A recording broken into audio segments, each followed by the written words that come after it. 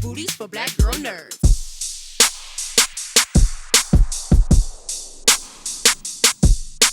Thank you, guys. Thank you for your time. I'm happy to be here. Thank you, Jeandra. How are you? Very, very good. Thank you. Hello Tomorrow makes me live like my mid-century modern home dreams. I spend many a night on Redfin looking at houses I can't afford, and this aesthetic makes me think of all those mid-century houses that I would love. But at the core of this, it's a show about dreamers and where you lie in relation to dream, at least from my understanding. So Billy, for you, for Jack, he is tasked with helping people find their dream or live a different dream. What do you think that does for him? He has his own aspirations, but the ability to help someone achieve a dream, what does that do for the facilitator, like someone like Jack? I think it's given him a sense of purpose. I think he was lost for a long time in his life because he felt like he had to hit it big in order to be a success. He couldn't just grind out a hard life like everybody else does in the world. He had to hit it big to feel like he had accomplished something. And that led to probably a time in his life where he was absent any hope. And when he's able to connect with other people, discover something new about them, find out the cracks in their own humanity, he knows how to put a little solve on it. It may not, totally heal the wound, but it might be just enough for the day. And I think that gives him enough sense of purpose in his life that he can sleep at night. For sure. And the opposite of that, Nicholas, for your character, Joey, he's kind of like in a lost place in a sense in his life. So when a person is in a lost place, are they devoid of dreams, or are they just not aware that the dreams are there yet and they just need like a conduit to bring them out? I feel as though when we first meet Joey, he's in a place where dreams, the people in his life, like he grows up without a father. And so dreams made his father leave his household. And so he knows, watching his mother and growing up, what dreams can do. So they're a very dangerous thing. That doesn't mean they're not in his head, but to follow them means perhaps to hurt people. And I think so. It's that battle of feeling it within you, feeling that desirous, courageous spirit, not following it. But that doesn't mean they're not there. They're there, just like, little jewels. They have to be unearthed. It's funny with this, it's retro, but it's modern. And it makes me think of like the Jetsons and all those kind of shows that I enjoy when I don't know, Nicholas, you might be too young for that. But I watched a few in preparation. He's far too young. I watched a few in preparation, yeah. This is what I thought the future would look like as a child, what the show looks like. I thought the cars would be hovering and it would really look like this. Billy, why do you think that kind of infusing these two very being modern and being retro, like why does that add like a great place to tell this story and within the intersection of those two things? It's a great point and great question. I'm not sure. There is a nostalgia, an American nostalgia for that period of time that was probably experienced at that period of time as well, because we had won the war. There was a time of peace briefly there, and we had all these new manufacturing skills to create products. We had to put them to good use. And so this idea of creating products that you could sell to people to make their lives incrementally better was going to be our journey towards utopia. And so all of those, the little iconography around all of that is all like, with twinkly stars, because it was imbued with the sense, with these little things, step by step, fins on your car. Your life is going to be that. Your life is going to be a dream. Yeah. Exactly. You will be living in the future, and the future is always gorgeous and gilded, in everybody's imagination, and I suppose at that period of time. So there's a part of it that I think had to do with living through tragedy, living through the World War II, that created a sense of optimism about the future, that we had achieved peace, that good had overcome evil, all those things. I don't know. It's a For long sure. answer. It's a I beautiful like that. show. I'm really enjoying it. I love the, living my little Redfin dreams. But thank you so much for your So time. I glad. Thank you. appreciate it. Thank you. Thank you. Have a great day. Thanks, guys, for your time. I appreciate it. Thank you. Jeandra. I'm here. I live my mid-century modern dreams. I spend many nights on Redfin looking at houses that I can't afford. And the aesthetic of this show just made me think about dreams and dreamers and mid-century modern homes and all of the things that the show has a lot of my favorite things in it. Beginning with you, Haneefah, I think about Shirley and what she wants, what she's tasked with and what dreams are like for people who facilitate other people's dreams. Does she have a time? Does she get to live in her own dreams? She has a goal, but are those really dreams? And do we find out about dream facilitator dreams? Right. Well, I think she's definitely dreaming of a life with Eddie, right? In the first episode, I think I turn to him in the car and say, it wouldn't be bad to live up there.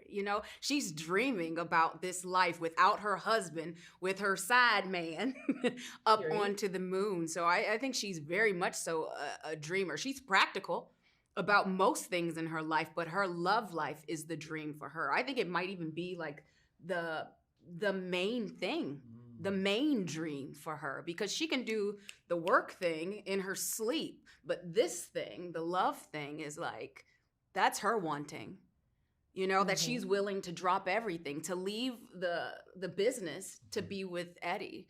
So yeah, she's a major dreamer. Hank, for you, for Eddie, so on the flip of that, tangible dreams like items we can touch, like I dream of a car or I dream of a house, versus emotional dreams, I dream of love. What do you think is the most difficult to achieve? Because Eddie and Shirley have a different type of dream, and he wants the whale, he wants the big win. Is that a more difficult dream to attain, do you think? Than the dream of like love and like living happily ever after kind of thing? She's like, is that harder than... I mean, they're both really hard. You know what I mean? Whether you're, he comes at it as a compulsive gambler, that one big score, that break the bank win. But for compulsive gamblers, for gambling addicts, it's really about losing. It's about confirming. It's like what they're addicted to really is that horrible feeling of loss, believe it or not. And it's sweet that what he imagines doing with the money is giving it to her and sharing a life with her. But one of his delusions is that this is the way he's going to go about getting it. What addicts don't know is what's really driving them. What Eddie, as long as he's in the throes of that addiction, what he's really in love with is that. And he's not going to get past that obsessive life for anyone or anything. What? He's not. He might want to. No. I agree. That's the impression I got. There will never be a dream. It's always chasing the dopamine from that. Not really. There's no end. There can be no end until he recovers from that. I'm sure his heart's in. I'm sure he loves her, but he's not gonna. There's no happily ever after for him until he can get past that. Nothing's gonna change on that moon. No, for sure. And Dewshane, for you, for Herb, I can relate. I'm a workaholic for sure. And for me, the dream is to do it right, to get it right every single time, even on the days where you think you can't get it right. Is that truly his dream? He seems so focused on his career and wanting to do it right and learn it the right way. Is that a dream pursuit or a character flaw? I mean, I guess that is a great point, and it applies maybe on the micro, but on the macro, I think Herb is really trying to do right by his family. Family is number one. And because his family is so important to him, because he loves his wife so much, because he wants his family to be well off and to be taken care of, and as he's stepping into the responsibilities of manhood, he recognizes that he could be of service to his family by sacrificing time away from them if necessary, or by, working in on the sales team and like getting told no a bunch of times, but like still continuing the pursuit. And I could relate to that as an actor because I get told no like quite a bit. And then every once in a while we get these great opportunities like Hello Tomorrow. Hopefully that answers your question. It does. I enjoyed the three of you, and I love that, I miss your Allison, but I love that all of you are grouped together because they're charged with facilitating dreams for all these other people. But I'm very intrigued of what that means to their own self-worth and their own dreams and their own goals of doing big things. So before we wrap up, by a show of hands, who has lived at least one dream of theirs already? Yeah. The fact that I'm sitting here talking to you, getting to do this for a living. Yeah, that was the biggest dream that you didn't know would pay off at all. It's pretty spectacular. I think when I was in college, I had a teacher tell me, only 2% of you will be working actors. Oh no. Yeah, and I was You're just getting those odds? Well, and the fact that I have been working since college is pretty extraordinary and a major blessing in my life. Who would have thought like a girl from the hood in Washington, D.C. would be here with Hank Azaria? Right. You pursue that dream. You don't know if it's a delusion or not until Totally. you find out. Totally. Yeah. Totally. Everybody tries, and then you see, like, wow, I was shocked. Like, you're gonna hire me, really? Yeah. Cool. Yeah. It's amazing. Thank you guys for your time. I loved it. Very great era. I Thank like the you. juxtaposition. You guys were wonderful. Thank you again for your time. You were wonderful. Thank Thank you. you. Thank you. Thank you guys for your time. I really appreciate it. Great to meet Hi, you. nice to Thanks for meet you. watching the show. Oh, it is my pleasure. I thought, it just was making me live my mid-century modern dreams. I love this aesthetic. Like, that's my dream house. I'm like, this was a series for me. Thank you. Thank you. Appreciate that. But within that, I thought about modern and the future as a child and how this is what I thought it would look like when I got to this age.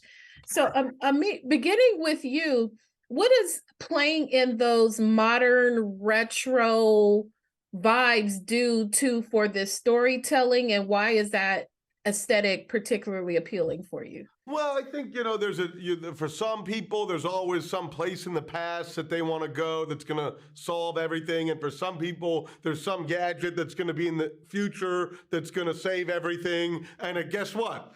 Both of those are probably wrong. Either way, you're delusional. Either way, you're a little delusional. And kind of let's jam these together and see if we can talk about a little bit what's going on today without all of the baggage, that we come to when we see our contemporary life shown on television. I mean, there's something else going on here, which is like, why is it that we all know what a jetpack is supposed to look like in this mid-century future world?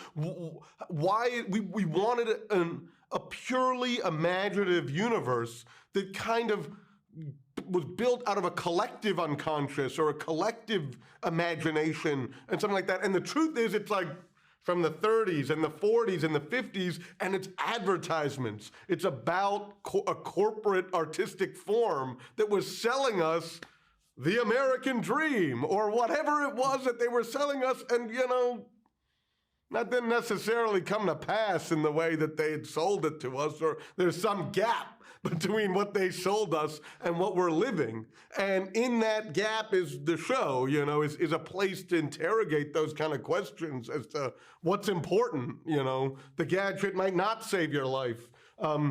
So that's kind of where it came from, or how it kind of coalesced in our mind. And then obviously, most importantly, brilliant designers, brilliant production design, costume design, and props, who were able to make it lived in, which was a very important quality for the show for us.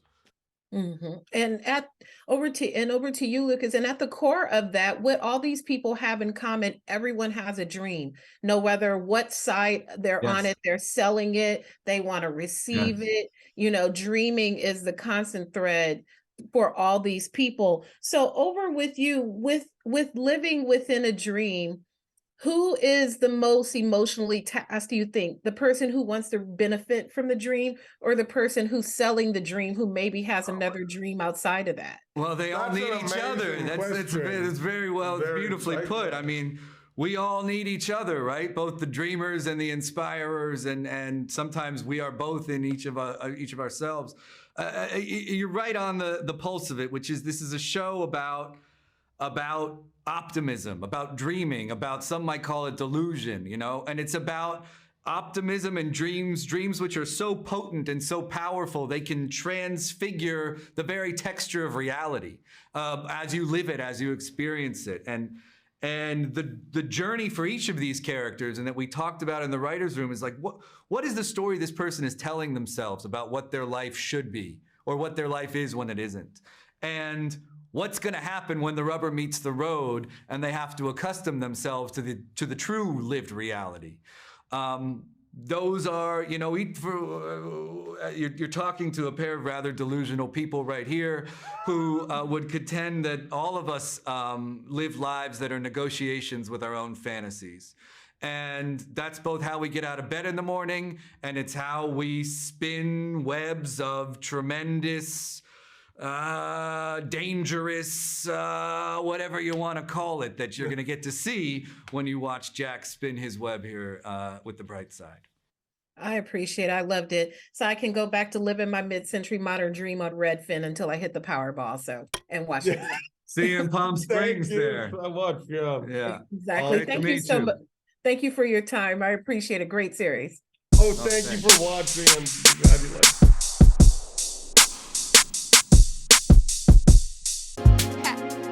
Better shake your booties for black girl nerds. Better shake your booties for black girl nerds.